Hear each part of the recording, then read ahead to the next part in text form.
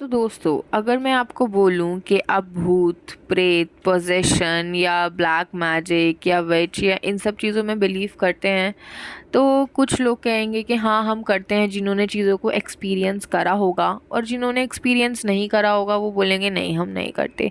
पहले के टाइम में 10-15 साल पहले मतलब गांव बिल्कुल, अब तो वहाँ पर भी इतने ज़्यादा डेवलप्ड हो गए हैं, पहले इतना ज़्यादा नहीं थे। तो वहाँ पर जल्दी से भूतों का और मतलब किसी भी चीज़ पे पैर पड़ जाना और आपके ऊपर उसका साया आ जाना, कहते हैं कि जिसकी शैडो कमज़ोर होती है उस पर ये सारी चीज़ें बहुत जल्दी इफ़ेक्ट कर जाती हैं। जैसे कि अगर एग्जांपल में बोल सकते हैं, जिन लोगों को नींद में चलने की आदत होती है, वो बिल्कुल कॉन्शियस वे में नहीं होते हैं, तो उन लोगों को कहीं ना कहीं ये चीज़ें जल्दी प्रोसेस कर जाती हैं। और कुछ लोगों का मानना है ये होता है, और कुछ लोगों ने देखा है तो वो बोलते नहीं होता।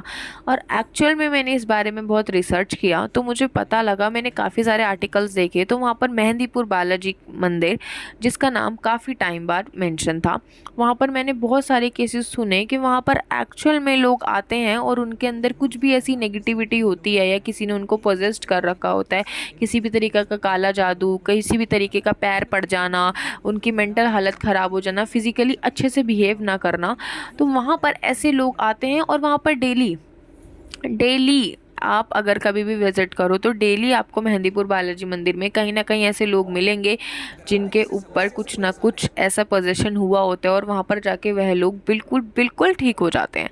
तो अगर हम बात करें मेहंदीपुर बालाजी मंदिर की, तो वहाँ पर 3 तरीके की मूर्ति हैं। पहले तो हमारे हनुमान जी, जिन हनुमान जी को माना जाता है कि भूत पिशाच निकट नहीं आवे, तो महावीर जो नाम है उनका, कि भूत पिशाच तो भाई बिल्कुल भी निकट नहीं आ सकते। दूसरे हमारे हो गए प्रेतराज, और तीसरे हमारे हो गए काल भैरव। तो ये 3 मूर्तियां वहाँ पर हैं, जिनसे अगर आप जाते हैं वहाँ मंदिर के दर्शन करते हैं तो ये सारी चीज़ें मतलब ख़त्म हो जाती हैं। वहाँ पर पहले ही एक बोर्ड है कि भाई what you have to do और नॉट डू, और नॉट डूज का वहाँ पर बोर्ड लगा हुआ है कि आपको क्या करना चाहिए क्या नहीं करना चाहिए। पहला तो आपको यही है कि अगर वहाँ पर आपको कोई प्रसाद दिया जाता है किसी भी तरीके का या कुछ मीठा होता है, तो या तो वहीं आप उसको खा लें, और घर पर तो आप उसको बिल्कुल ही ना लाएं।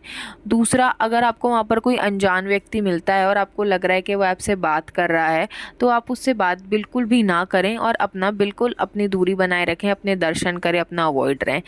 तीसरा, वहाँ पर अगर आप जैसे चल के जा रहे हैं और अगर आपको पीछे से किसी की आवाज़ आई है, आपको पीछे मुड़ना, तो ये वाली चीज़ें भी आपको नहीं करनी है कि आप पीछे मुड़कर देख रहे हो या किसी की आवाज़ आई है, आपका कोई घर वाला कोई आवाज़ दे रहा हो, आपको ऐसा लग रहा हो, आपको पीछे भी मुड़कर नहीं देखना है। चौथी चीज़, आप किसी भी प्रकार का परफ्यूम या इत्र वगैरह लगाकर मंदिर में ना जाएं, क्योंकि वहाँ पर उस टाइम पे वैसे भी बहुत सारी ऐसी नेगेटिविटी आत्माएं घूम रही होती हैं जो एक बॉडी ही मांगती हैं पोजेस्ट करने के लिए।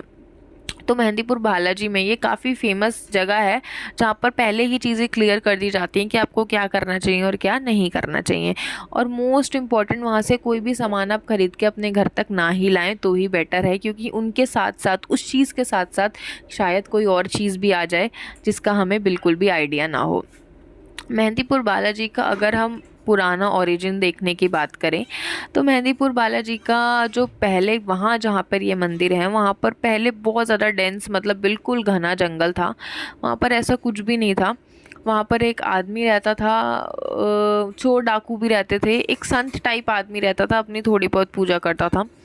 तो उसको उस टाइम पे एक सपना आया कि उसके सपने में बताया गया कि यहाँ पर खोदो, यहाँ पर 3 मूर्तियाँ निकलेंगी एंड ऑल।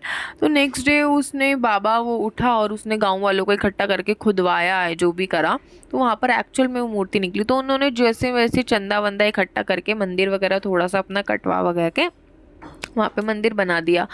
और उसी दौरान कुछ टाइम बाद उसी गांव में एक लड़के की इतनी ज़्यादा गंदी तबीयत ख़राब हो गई, बहुत ही ज़्यादा तबीयत ख़राब हो गई। और तबीयत ख़राब हुई तो बाद में पता लगा कि वो बहुत ज़्यादा मतलब इम्पल्सिव रिएक्ट कर रहा है, बिल्कुल भी ऐसा बिहेव कर रहा है कि sense of the out of sense है वो, बिल्कुल मतलब अजीब हरकतें करना। तो बाद में जब गांव वालों को रियलाइज हुआ, उन्होंने बोला इसको किसी आत्मा ने पोजेस्ट कर लिया है, किसी किसी साया इसके पीछे पड़ गया है और उसको मिटाना बहुत ज़्यादा मुश्किल हो रहा है। उसका बहुत जगह से इलाज कराया, बहुत करने की कोशिश करी, तो जैसे तैसे करके उन्होंने सोचा कि हमारे गाँव में भी एक मंदिर बना है, वहाँ पर अभी शायद वहाँ पे हनुमान जी भी हैं, तो कुछ वहाँ पर हो जाए। तो जैसे ही उसको प्रेतराज और हनुमान जी की मूर्ति के आगे लाया गया, उसने अपना खेल खेलना शुरू कर दिया। उसकी बॉडी से जो दूसरी आत्मा थी वह घबराने लगी, इरिटेट करने लगी उस बॉडी को उसी मोमेंट पर। तो वहाँ पर एकदम क्या हुआ, वो जो वो चीज़ थी एकदम वो उस बॉडी को छोड़ना चाह नहीं रही थी, बट अनफॉर्चुनेटली उसे बॉडी को छोड़ना पड़ा और वह बॉडी को छोड़कर चली गई। तो वहाँ से उन लोगों को फिर ऐसे बहुत सारे केसेस वहाँ पर आने लगे, तो वो इसी पर्टिकुलर चीज़ के लिए स्पेसिफिक फेमस हो गया। और आज भी मेहंदीपुर बालाजी जो मंदिर है बहुत बहुत ज़्यादा फेमस है इन सब चीज़ों के लिए। इविल कोई भी अगर आप पे डरावनी आत्मा या मतलब कोई भी चीज़, अगर आप इन चीज़ों से परेशान हैं, जूझ रहे हैं, तो आप वहाँ पर ज़रूर जाइए, आपको वहाँ पर सल्यूशन ज़रूर मिलेगा। मेहंदीपुर बालाजी है ही ऐसा मंदिर जहाँ पर आप अपने भूत प्रेत के कष्ट को मिटा सकते हैं। कुछ लोग अभी भी इन चीज़ों को नहीं मानते हैं, हर किसी का अपना अपना पर्सपेक्टिव होता है, हम किसी की बातों को नहीं बदल सकते। But okay, as for my personal experience मैं यही बोलूँगी कि भगवान होते हैं, अगर कुछ अच्छा है तो बुरा भी है, काला है तो सफ़ेद भी है। इसी तरीके से भूत प्रेत भी कहीं ना कहीं हमारे आसपास प्रेजेंट होते हैं, जो हम चीज़ों को नहीं जान पाते हैं। तो कमेंट में जय श्री राम, जय हनुमान ज़रूर लिखें।